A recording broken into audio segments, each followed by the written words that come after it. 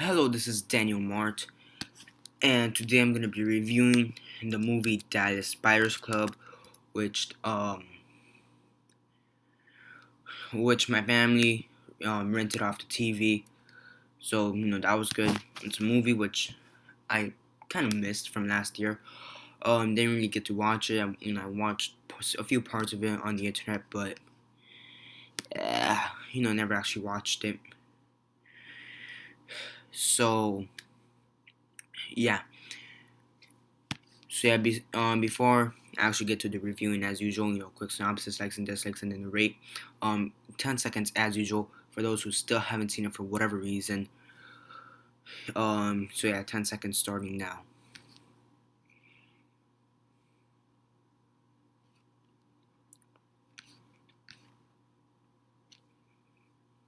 Okay, 10 seconds are up. So, don't comment down below or be messaging me that I never gave you a fair warning for spoilers, because I did, as usual.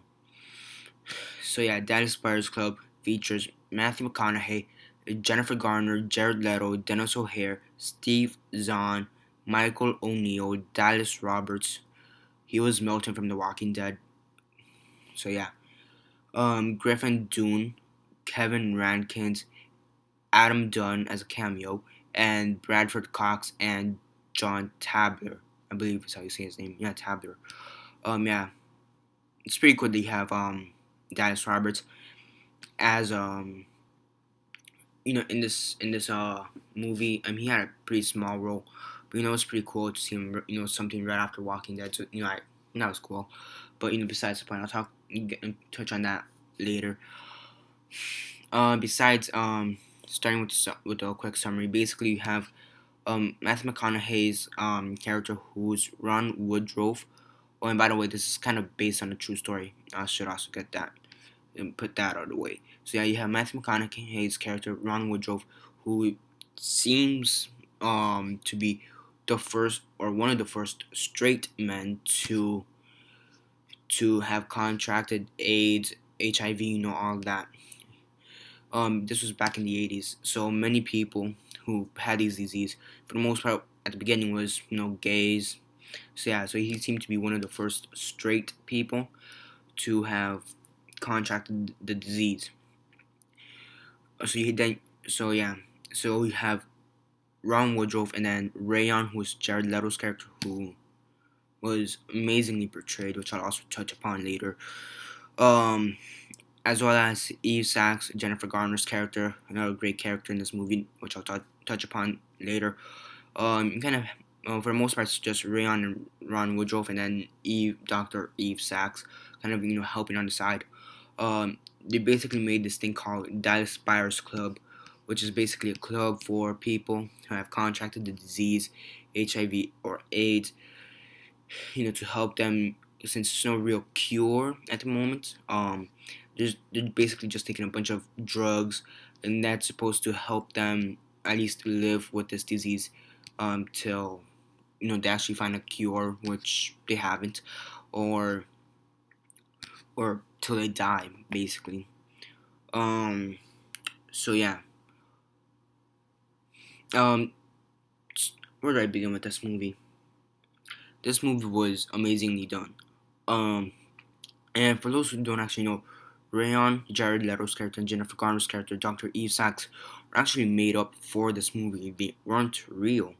So for the most part, this is a real life story. But you do have a few things that are a bit fictional and whatever, and it's kind of hard to believe that those two characters were fictional, considering they were so well done. Especially Rayon. You have Jared Leto, who's dressed up as a woman, with the lipstick on. There's only one scene where he's actually dressing up as a man, with a tuxedo, and that's it. No makeup, whatever, just in a tuxedo. It's only one scene with him like that. Everything else is him wearing women's clothes, women's makeup and whatever, up until his death scene, or his death scene. You know, I really liked his character, and I kind of felt bad for him when he died. The character development for most of the major characters in this movie were good. There's also this one character. I think it was Tucker. I believe it was Tucker. Who was played by Steve Zahn. I want to say it's Tucker or TJ. Kevin was Kevin Rankins character. I don't remember um who he was. I can't remember the character off the top of my head, but he had like a hate love relationship with Ron Woodruff, main character. It's kind of interesting to see. They seem to be like best friends up until he gets the HIV. Then he calls him a fag, whatever the case was. So then they stop being friends. Then he sends some of the medication to the friend's dad because he had like it wasn't HIV, it was another disease. I think it was like I can't. It starts with an A. I don't remember it. So he takes some medication. He was a police officer actually. The friend. Um, so he kind of had like a hate love relationship or a hate like relationship in this movie, which is pretty cool to see. And also like did like the relationship between Eve and Ron. Kind of wish that was real. Um, Eve wasn't in the movie, so yeah. Jennifer Garner's character that was made up, so sadly that's not real or that I know of anything in correlation with Ron Woodruff's life. Um, yeah, I mean everything was just so beautifully done. Um, from the acting to the writing to um, the hair and makeup, which I do understand as to why it did get the Oscar for best hair and makeup or whatever the case was, but honestly, I think it had the same thing in with Get Bad Grandpa, and the only real reason why it ever got nominated is because there's really one character really stands out above the rest. I mean, for example, in Bad Grandpa, you have the grandpa who turned out to be like a 20-year-old kid. That's really the only reason they were nominated. Lone Ranger was Johnny Depp's character, I want to say. Um, Tonto, I believe was his name. Yeah, and then here you only have Rayon. I mean, you only have one character that stands out above the rest with their hair and makeup, which is really the only reason which they got nominated, which kind of bothers me a little bit, but it's understandable. So yeah, um, I'll let that pass. I mean, it's just nitpicking. So yeah, and the writing was fantastic for the most part. Yeah, I mean, everything was just so well done. I mean, really, the only complaint I have is that there's this one part. Actually, two parts, should I say? One where it's like a montage of Ron just going to all these different places, like Israel, France, China, whatever the case was. Getting some of the medication, for the diseases. It was like a montage, and it kind of threw me off a bit. It did throw me off a bit because it kind of I mean the pacing for the movie was well so was tone, but then you got to this one montage and it was like not the best montage. um yeah, and then you also have this other scene which is he's in Mexico. Ron Woodruff, he's in Mexico, and he goes into like this one room and it's filled with butterflies or moths, and that also threw me off a bit. I'm like, is he like high? I couldn't tell. I mean, I knew he did drugs. I know he wasn't physically well for the beginning of the movie. So I don't know. But I do like how we see Ron Woodruff's struggles. Him stopping his drug addictions, parts of his porn addictions. He was a real sex addict. I mean, he stopped. I mean, he still had the sex addiction, but not as bad as he had at the beginning of the movie. Most of his addictions were pretty much gone by the end of the movie. So yeah, everything was just so well done, and it is one of the best movies of last year, in my opinion. Is it the best? No, I prefer to see 12 Years a Slave and Wolf of Wall Street, but this is maybe my third favorite of last year. Um, yeah, well, third favorite, of last year that was Oscar nominated. Uh, Cause yeah, but whatever. Um, that was odd. I don't know. Brain fart. Um, but yeah, it was just well done and everything. And I really do like Matthew McConaughey kind of making a comeback. I mean, I really haven't seen much of Matthew McConaughey. I know he was in True Detective, which I did a review for the premiere. Then I couldn't watch it anymore because that channel got cut off for me, thanks to my parents. But whatever. Um, I mean, Matthew McConaughey in the last week and a few, in the, yeah, in the last few years, he's actually been doing been coming back. I mean, Bernie, I believe Bernie or something like Bernie. That was a pretty. I heard that was a pretty good movie. I think he was like in Killer Joe. I heard that was pretty good too. The Paperboy was pretty good. Mud, I heard was pretty good, and Magic Mike, I also heard was pretty good.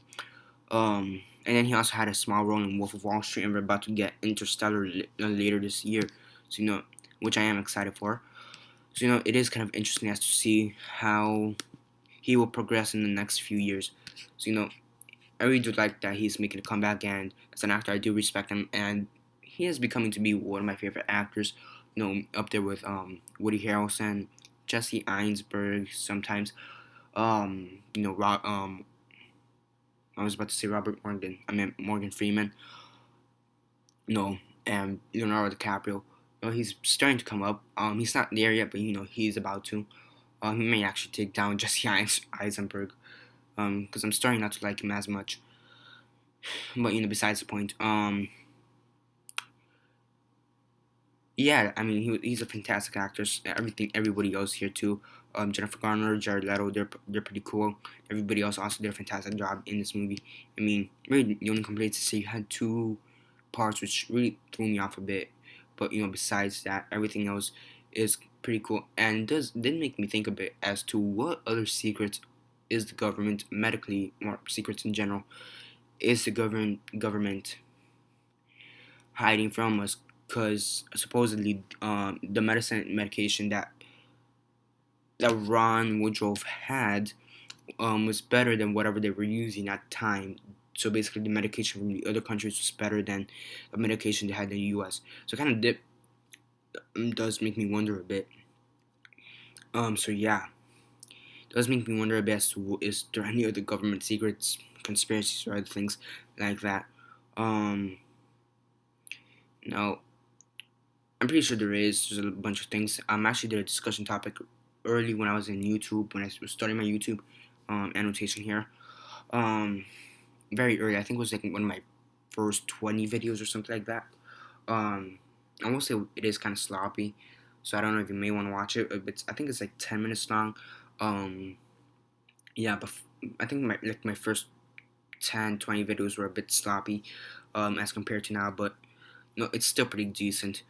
So again, annotation there if you want to check it out. Basically, it's how much I basically trust the government, and my thoughts on the government as a whole. But yeah, I mean, it does make me think a bit. Yeah, I mean, basically everything else in this movie is pretty good. Just two scenes that really threw me off, on the pacing, but everything else, you know, on point. Acting, writing, the hair and makeup, everything else on point.